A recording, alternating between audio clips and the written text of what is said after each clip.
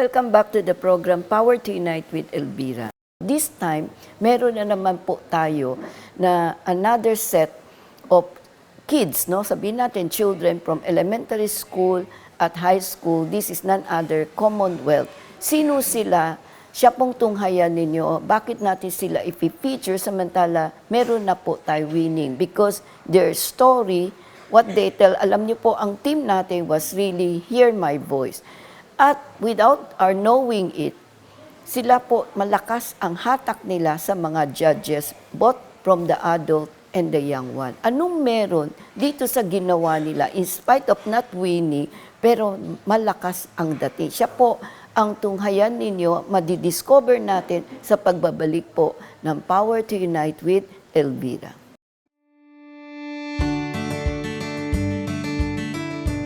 Because they are young, we tend to dismiss their thoughts.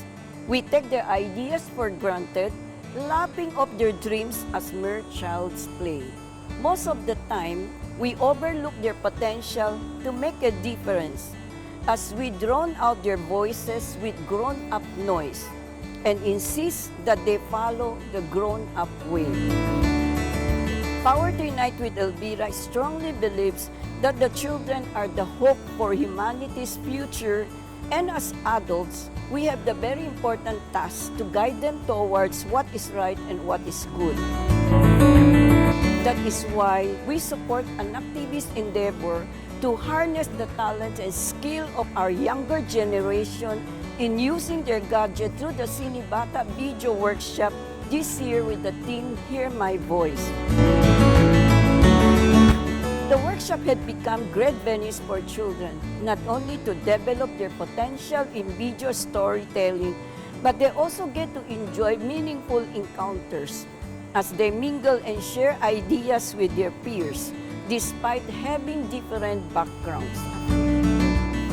The workshop will also give them a chance to be exposed on an international stage and participate in the 6th Southeast Asia Video Festival for Children to be held in Indonesia in 2027. They may be young and innocent, but if we stop for a while and listen, we will discover that their simple words hold deeper meanings of love and kindness, friendship and unity, compassion and harmony. We must not try to silence tomorrow while it is still learning to speak today. The best way to encourage dreams that are still learning how to bloom is for us to pause our adult rush and noise and listen when they say, "Hear my voice."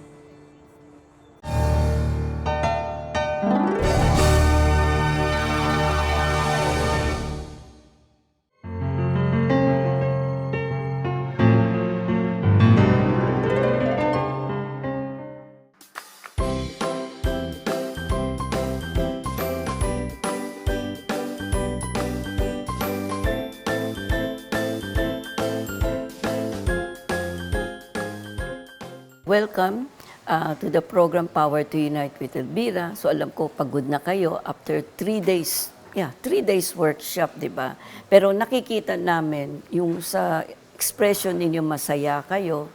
No, even though you did not win in the best film, pero I'm sure you learned something, di ba? But for us to know you better, for the televiewers to understand you, to know you better, maybe introduce first yourself, your name, your age, ano grade kayo. You can start with you, no? My name is Sheena F. Corte, 15 years old from Commonwealth High School, and I am a student journalist. My name is Hilaire Faith D. Alabado. I'm 15 years old and a student from Commonwealth High School po. I'm Kent Magbano-Borano. I'm 12 years old. I'm a grade 6 learner at Commonwealth Elementary School. Hello po, I'm Blessime Aslor from CES po, and I'm also a grade 6 student. Hello, I'm Kende Katain. I'm 12 years old, also from Commonwealth Elementary School po. Hello, I'm Marian Hurlet P. Briones. I'm grade 6 and my age is 12. Hello everyone, I'm Elise Ad Picabaug, 12 years old, a grade 6 learner at Commonwealth Elementary School. So lahat kayo, 5 kayo, elementary school, 12 years old lahat. So magkakakilala na kayo lahat, tama?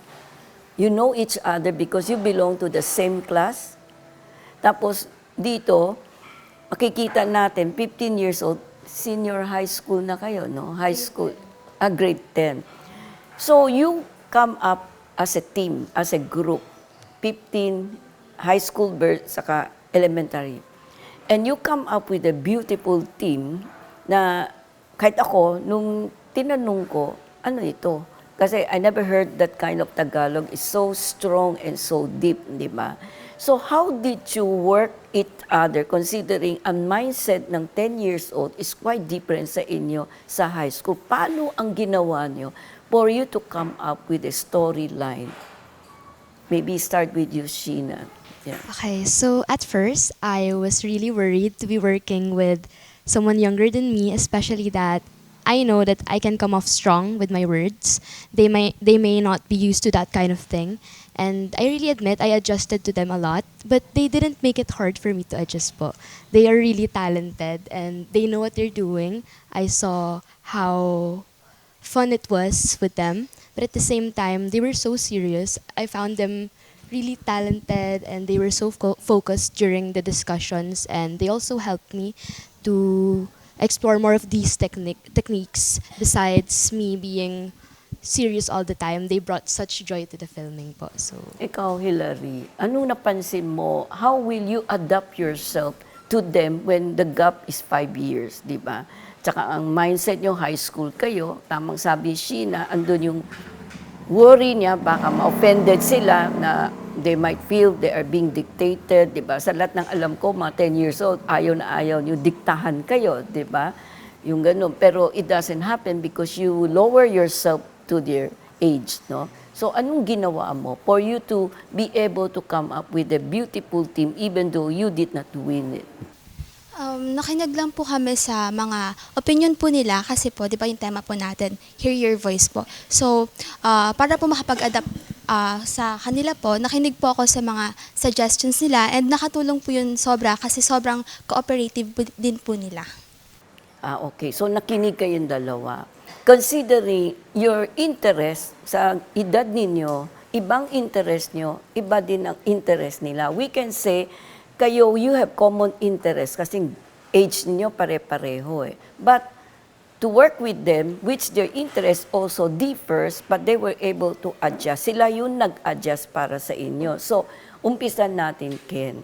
So, how did you see, paano kayo nag-work together? Hindi ka ba na-offended? Bakit kami dinidiktahan? Bakit kami inuutusan? May naramdaman ba kayo na gano'n na bakit sila pang naging team member namin? At first, we were really intimidated by them. We thought they were really bossy, but once we all got to know each other, we all knew that they were kind and very talented. They are really confident and gave us an inspiration to admire too. Okay, so andun yung normal reaction, na andun yung takot nyo, na baka bossy, demanding. But they were able to adjust themselves as what they said, Sheena, Hilary, to cope up with you at nagkaroon kayo ng confidence na you can work together. So ikaw, ganun din bang naramdaman mo sa umpisa? Yeah. Ako po, hindi ko po naramdaman yung, actually gusto ko po silang ka-team kasi po, mabait po sila. Yung first ko po silang nakita, sabi ko, hala, ang talino po ni Ate Sheena. Sabi ko, gusto ko po maging katulad niya. And ayun po, na-inspire po ko sa kanya. Ang galing niya po mag-talk sa maraming tao. So meron ka ng inspiration. So Sheena, malaki ang role mo because you already inspired the other youth to follow you, no? So kailangan maging maingat ka, the way you talk, the way you dress, the way you think. Kasi dito pa lang may admirer ka na, di ba? So that's good. At least you saw the goodness in a person, di ba? Na who can be a leader in the future. Tapos ikaw, At first, na-intimidate din po ako sa kanilang dalawa. I thought they were gonna be, just like what Kent said, na magiging bossy po sila since yung age gap namin medyo mahaba.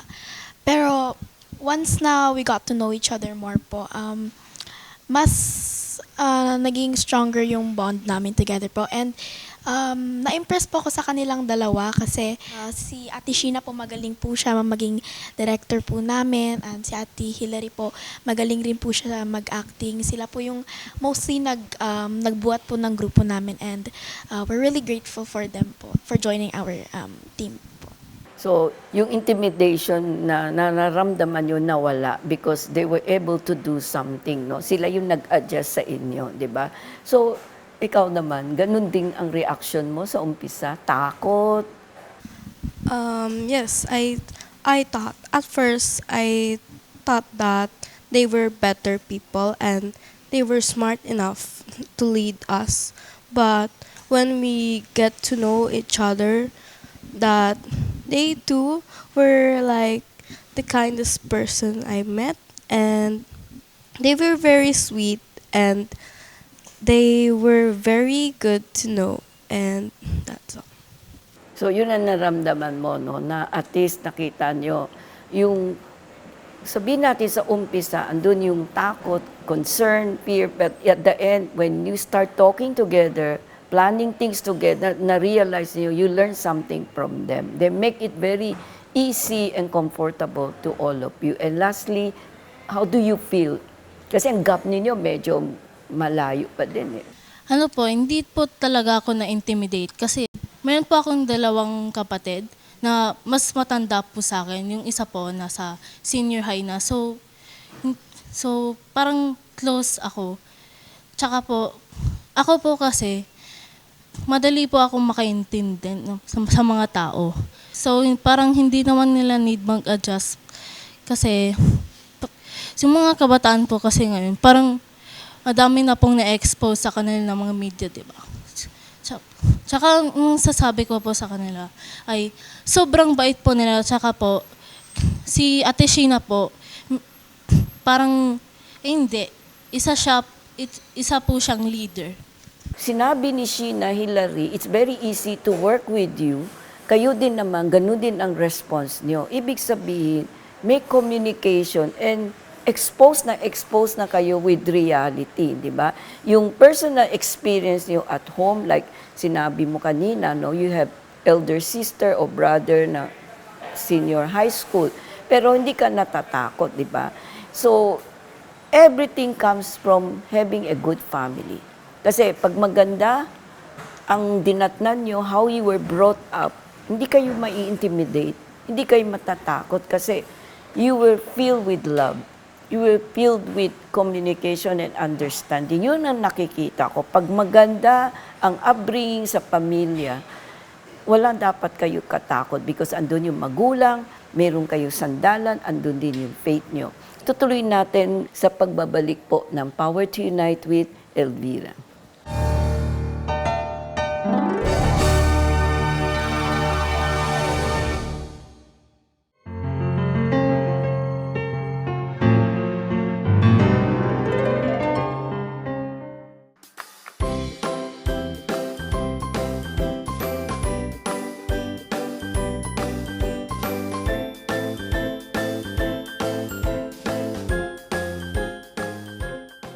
Who choose? Paano kayo nag-isip?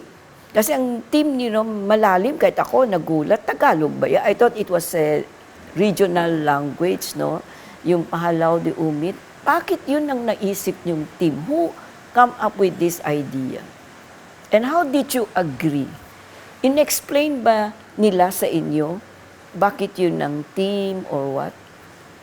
Ano kayo nag-correlate with one another? So, I worked with that material po simply because ang nag-initiate po kasi talaga sa title namin, sa pag-start po ng title namin is si Kent.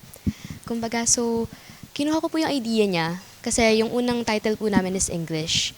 But then for this film po kasi, since I know na yung mga films po ng Anak TV is napupunta internationally, I really wanted to showcase the Filipino culture po, which is why I decided na yung pangalan po ng character namin, Clarita, then yung culture po ng ng Filipino na very religious po, inad din po namin yun.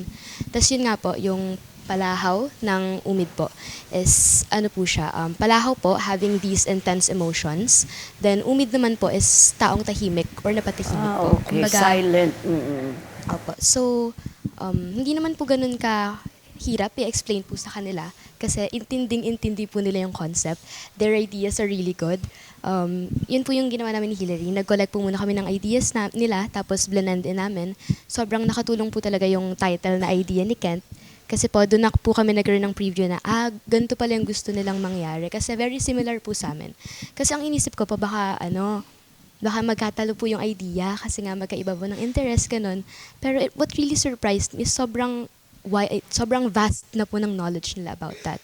And yun po, I really am proud of them po. And I agree with you kasi sa mga interview ko, pag 10 years old, gulat na gulat ako. Para silang mga 16, 17, 18 years old. No? So, nakakagulat. That's why I so hope in our country with your generation talaga. Kaya, kinoncentrate namin not on the youth, but on the children. So, ngayon, yung title ninyo was also, you agreed all of it. Kasi may naramdaman kayo. Ganun din ba ang naramdaman nyo for you to come up, yes, that will be a good idea. Coming from Kane, no? Diba? Sabi mo, parang then come up with this idea. So how do you feel nung ito na? How long did it take for you to say yes to the team? Nung sinishare ni Sheena, Hillary yung idea nila, nag-agree agad kayo o wala kayong sinasabi? Hindi ganun ang gusto namin. Wala ba kayong reaction na violent or something? O sunod-sunuran kayo kasi intimate, parang natatakot kayo? We were actually very surprised by how the deep words were used, but other than that, we thought it was a very unique and cool name for a title of our story. And plus, we all added to it to make it more deeper with meaning. So in short, nag-contribute kayo in some way your thoughts, your idea, incorporate nyo lahat, di ba? So, Sheena, Hillary, since kayo ang medyo ate, no? Elder than they are. Ano yung nakita nyo while you are doing and filming these ideas? I'm sure, 7 kayo, maraming ideas yan. How did you come up with something concrete? Ito na, itong gawin natin, yung flow of the story. Actually po, yung buong story po namin, si Sheena po talaga yung may idea nun. Tapos, nag-add lang po kami ng mga gusto po namin mangyari sa story. Then, siya po lahat ayos Concept. po ng story po namin. Pero tama siya eh. Since ito, isasali sa, kung manalo, no? Isasali yan. Kailan manalo muna dito, locally, sa Sinibata, kung mapili kayo, maraming category yan eh. There will be around 4 children category, depending sa age yan. So, pag nanalo, then you will join other 11 ASEAN kasi pumasok ng Timor-Leste, which we went there last week, at they agree to be number 11, di ba? So, 11 bansa na ang maglalaban dito. Ngayon, I agree with Sheena, it's important to incorporate yung element of Filipino culture. Yung faith in God, kasi madasali naman tayo. Yung family relationship, no, yung nangyayari, which is very common in ASEAN. Yung with the same age, ganun din yung nararamdaman nila na minsan hindi masabi, hindi pinapakinggan. Di ba? Tama, Sheena. Actually, the story is really very good. So I just hope, no, even though you don't win, but you are all winner because you send a very good story. It's just the matter of execution lang, medyo napalpak doon. No? But still refine it and you can submit it this coming September. Mga siguro open namin. Abangan nyo, we will inform you. Ayusin nyo na. Kasi yung sound system ang napalpak. Tsaka yung the way you said it, hindi malinaw, di ba? So, Sheena, kasi nakikita natin, future Jessica Soho ka, Karen Davila ka, kasi you have the talent, no? At according to them, naging idol ka. naging icon nila, you inspire them in such a short time. But you don't know each other, right? Ngayon lang kayo nag-meet. So you can just imagine, 15 years old, you were able to impress a child of 12 at talagang dalawa sila nagsabi na they really admire you. So you have a mission, a very strong role to play na nakikita natin, continue it. No? Wag lang magbago yung attitude, yung character mo, remain simple kasi yung humble, kasi yung ginawa ninyong dalawa, going down to their level, that's already the first step. No? Na kaya ano sila sa iyo to become a good leader, kasi may leadership kayo, na naakit mo sila to listen to what you ask them to do because of being a good leader. Bumaba kayo sa level nila, tama? Yeah, that's why you did not see them as a threat, kundi ang words nila was, they really appreciate that mabait kayo, no? So this is a good example of teamwork where 15 years old can work with 12, 10 years old. Pero kayo naman lahat kasi 12 years old, di ba? So age does not matter as long as you have the same vision, same aspiration, di ba? Napakaganda sharing nyo. So I hope itong later on, yung message ninyo, we will listen to your message sa pagbabalik po ng Power to Unite with Elvira.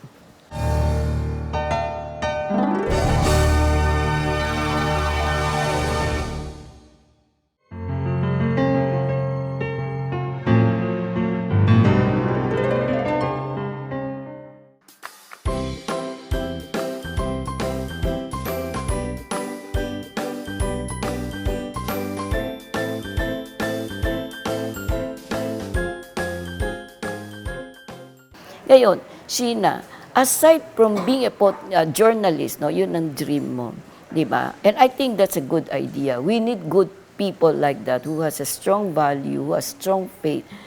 As kung in case something comes up na hindi ka pwede maging journalist, anong isa pang alternative na pwede mong gawin? Honestly, I am a person who dreams a lot. I am a dreamer, but I am also a doer. When I want something, I will really do anything that I can to get it. But ang mahirap po kasi is since I'm a person na sobrang dami yung pangarap, I'm very indecisive. Yun po. Yun din po yung isa sa mga naging problem namin at first, yung paghahanap po ng story na ipapasa namin. Kasi like parang 4 na story po yung nagawa ko. 4 na iba't ibang stories po. Then yung story po na napili namin is ginawa ko 5 minutes before pasahan. So I wasn't sure na if okay na ba yung story kasi like I was really doubting myself pa. Parang blessing na po tong yung program na to kasi I was really doubting myself since mag-moving up na po tapos hindi ko pa alam kung ano yung gusto ko. So this really was an eye-opener for me.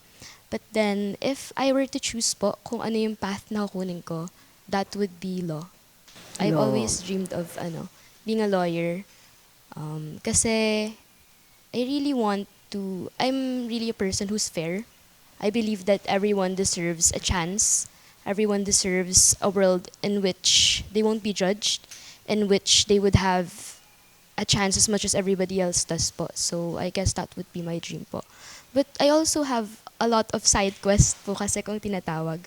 Kasi I'm a person po na ayaw tumigil matuto. Kung kahit sabi mo sa akin na mahirap yan, hindi mo kaya yan, gagawin ko pa rin po. I'm a person na very curious, subok sa ganito, subok sa ganyan. When I was grade 7 po, nag-SSLG po agad ako. Tapos, hindi po kasi nila alam yung age ko that time. Tapos, sa group chat lang po kami nag-uusap. So, nagulat po sila na pagdating ko doon, hindi po sila naniniwala na ako yun.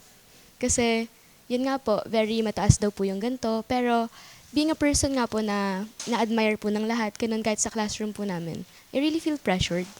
Parang may mga moments po ako na parang iniisip ko kung gagawin ko ba to kasi like natatakot ako na baka mamaya kapag ginawa ko to tapos hindi nila magustuhan is biglang mawawala ng admiration sa akin. So yun, I think I really am a performer po. So I do things simply because I feel like that's what they want me to do.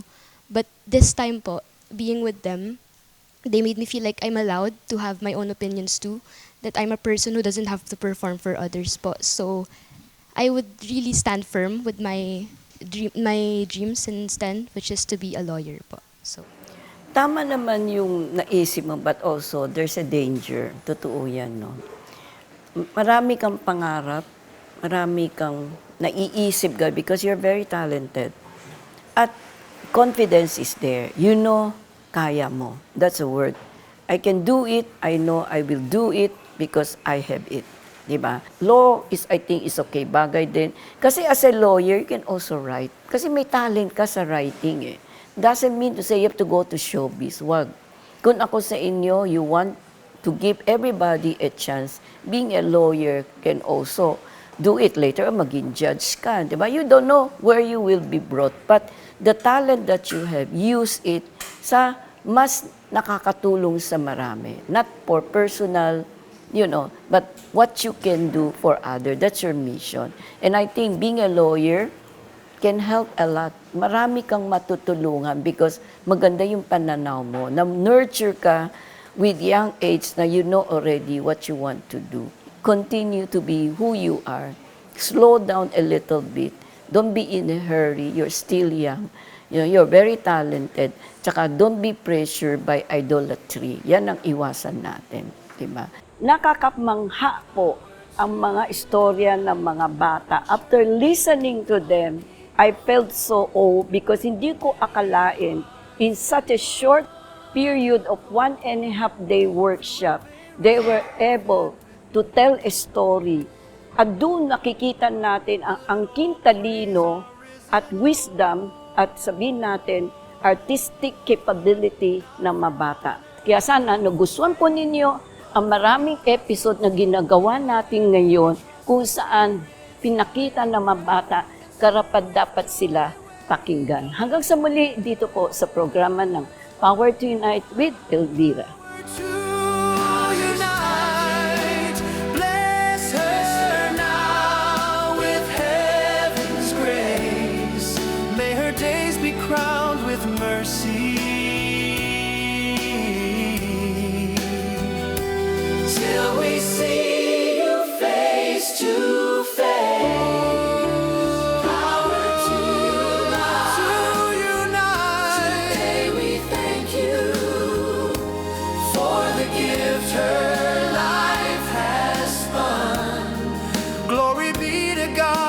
Father, through the Spirit in the Son.